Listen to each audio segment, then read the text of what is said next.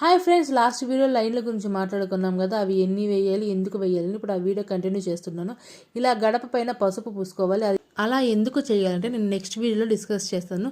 వరలక్ష్మి వ్రతం రోజు నేను కలశంలో యూజ్ చేసిన టెంకాయి, అక్షంతులు, బిల్వపత్రాలు అవన్నీ ఒక మూట కట్టి గడప పైన భాగంలో ఇలా ప్లేస్ చేస్తాను. నిత్య దీపారాధనలోని అగరత్తులు రోజు ఇక్కడ ఒకటి పెడుతుంటాను. అలాగే ఇక్కడ ఒక అమ్మవారి ఫోటోని ప్లేస్ చేయాలి. మీరు ఒక ఫోటోని కొనుక్కోండి. నేనైతే బీరువాకి అటాచ్ చేసిన ఒక మ్యాగ్నెటిక్ హుక్ లాంటిది పిక్నిక్ ఇలా పెట్టుకున్నాను.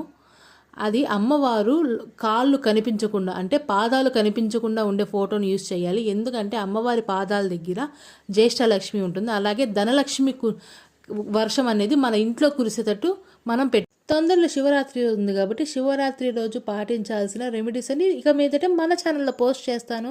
ఒక చిన్న మోటివేషన్ కోసం లైక్ చేయండి friends. Thanks for watching. Bye friends.